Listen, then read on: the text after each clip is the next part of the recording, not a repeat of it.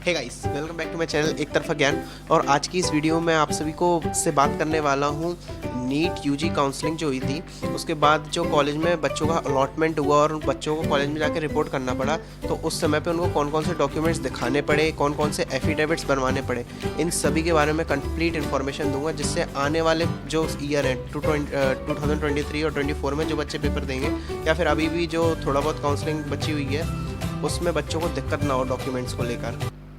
जैसा कि आप सबको पता है, स्कोर 609 मार्क्स इन नीट 2022 और मुझको गजराजा मेडिकल कॉलेज अलॉट हुआ था और उसमें मैंने एडमिशन लिया है। तो उसी से मेरे को कंप्लीट अच्छे से इन्फॉर्मेशन पता है कि कौन कौन से डॉक्यूमेंट्स आपको रिक्वायर्ड होते हैं और कौन से एफिडेविट्स आपको बनवाने पड़ेंगे, जिससे क्या हो कि आपको वहाँ पर जाके कोई भी दिक्कत का सामना ना करना पड़े और ईजिली आप अपने डिज़ायर्ड कॉलेज में एडमिशन ले पाएँ। अब देखिए गड़बड़ क्या होती है यहाँ पर। इन्होंने कम से कम 22 ऐसे डॉक्यूमेंट्स हैं लगभग जो इन्हें बता दिए हैं, लेकिन बच्चों को कन्फ्यूज़न क्या होती है क्योंकि इन्होंने एक ही डॉक्यूमेंट्स को 2 टाइप में लिख रखा है। तो मैं पहले ही बता दूं कि सबसे पहला जो डॉक्यूमेंट आपको रिक्वायर्ड, मैं पहले ये लिस्ट दिखा देता हूँ आपको। यहाँ पर ये जो लिस्ट है इसमें जो डॉक्यूमेंट्स लिखे हैं वो आपको चाहिए होंगे। मैं पढ़ के बता देता हूँ एक बार। ऑनलाइन नीट रजिस्ट्रेशन फॉर्म, जो सबसे पहले आपने रजिस्ट्रेशन करते समय, रजिस्ट्रेशन जब सबसे पहले नीट का कराया था उस समय पे जो आपके स्लिप जनरेट हुई होगी, आपको MP ऑनलाइन वाले ने दी होगी या घर से ही आपने किया होगा तो जनरेट हुई होगी, वो लगेगी। Online NEET registration form, original admit card, result of NEET 2022 और रैंक लेटर, ये दोनों एक ही चीज़ें हैं। रिजल्ट ऑफ नीट 2022 और रैंक लेटर दोनों एक ही चीज़ें हैं। प्रोविजनल सीट अलॉटमेंट लेटर, ये आपको जब सीट अलॉट हुई है उस पर्टिकुलर गवर्नमेंट कॉलेज में तो आपको आपकी साइट, जो MP की साइट है या फिर किसी भी स्टेट की साइट है, उस पर आ जाएगा। आप खुद भी डाउनलोड कर सकते हैं। 10th की मार्कशीट और 10th सर्टिफिकेट की कोई रिक्वायरमेंट नहीं है, आप 10th की मार्कशीट लेके जाएँ बस। 11th की मार्कशीट, 12th की मार्कशीट और 12th का सर्टिफिकेट भी लिखा है। अगर सर्टिफिकेट दिया है स्कूल वालों ने तो ले जाएं, वरना सिर्फ मार्कशीट से भी काम चल जाएगा। माइग्रेशन सर्टिफिकेट चाहिए होगा सिर्फ 12th का, 10th की माइग्रेशन सर्टिफिकेट की कोई ज़रूरत नहीं होगी। ट्रांसफ़र TC चाहिए होगी, TC तो होगी सबके पास। कैरेक्टर सर्टिफिकेट चाहिए होगा। डोमिसाइल सर्टिफिकेट चाहिए होगा, आप जिस भी स्टेट की डोमिसाइल रखते हैं उस स्टेट का डोमिसाइल सर्टिफिकेट।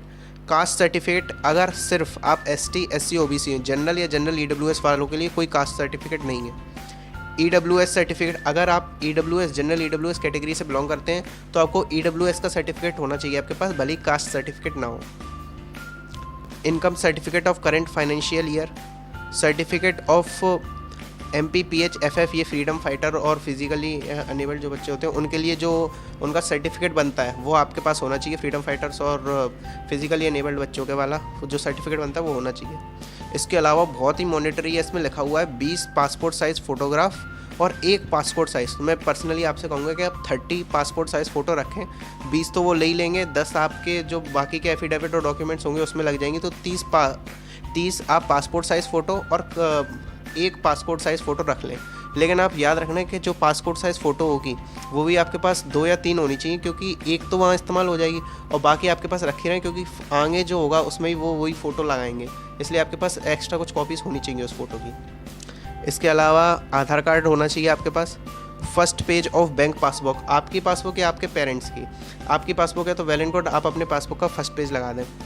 240 और ये जो सारे डॉक्यूमेंट जो मैंने बताया इसमें लिखे हुए, लिस्ट जो आपने देखी थी, इस लिस्ट में जो सारे डॉक्यूमेंट्स लिखे हैं उनकी 2 कॉपी लेके जाएं। और एक और बहुत इंटरेस्टिंग मैं बात आपको बता दूं, इन सारे डॉक्यूमेंट्स को आप पर्सनली अपने मोबाइल में स्कैन करके अपनी ड्राइव पे सेव करके रख लें, या फिर एक और कॉपी फ़ोटोकॉपी निकाल कर रख लें अपने पास। क्योंकि क्या होगा कि वो सारे के सारे जब आपका एडमिशन होगा तो सारे ओरिजिनल डॉक्यूमेंट्स आपके सबमिट करा लिए जाएंगे। वो सारे ओरिजिनल डॉक्यूमेंट्स आपके सबमिट करा लिए जाएंगे, आपसे बॉन्ड वगैरह भरवा लिया जाएगा कि वो डॉक्यूमेंट्स आपको तभी मिलेंगे जब आप पूरी MBBS की डिग्री कंप्लीट करते हैं वहाँ से। तो अपने डॉक्यूमेंट्स की आप फ़ोटो स्कैन करके पहले से ही रख लें, जिससे अगर कहीं आपको ज़रूरत पड़ती है तो आप इजीली ले पाएँ उसको। अब बात कर लेते हैं बॉन्ड्स की। तो कौन कौन से बॉन्ड्स आपको बनवाने पड़ेंगे, तो सबसे पहला तो बॉन्ड है फॉर फाइनल एडमिशन। अगर आप किसी भी कॉलेज में फ़ाइनल एडमिशन लेने जा रहे हैं तो उसमें आपको सीट लीविंग बॉन्ड बनवाना पड़ेगा एक, और जो कि लगभग सीट लीविंग बॉन्ड बनवाना पड़ेगा। क्या होता है इस बॉन्ड में वो आगे वीडियो में डिस्कस कर लेंगे, लेकिन सीट लीविंग बॉन्ड एक बनवाना पड़ेगा। एक रूरल सर्विस बॉन्ड आपका बनेगा, और एक एफिडेविट आपका गैप सर्टिफिकेट वाला बनेगा, और एक एफिडेविट फॉर रैगिंग टाइप का कोई बनेगा।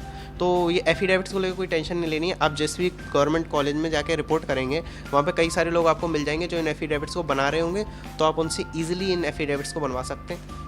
और ये जो जितनी मैंने बातें बताई एकदम रियल हैं। यही अगर आप इन चीज़ों को फॉलो करें, कॉलेज में जाके एडमिशन लेते हैं, तो आपको किसी भी प्रकार की कोई दिक्कत नहीं आएगी। मैंने कंप्लीट अच्छे से इसको डिस्क्राइब कर दिया है। तो मिलते हैं नेक्स्ट वीडियो, तब तक के लिए ओके बाय।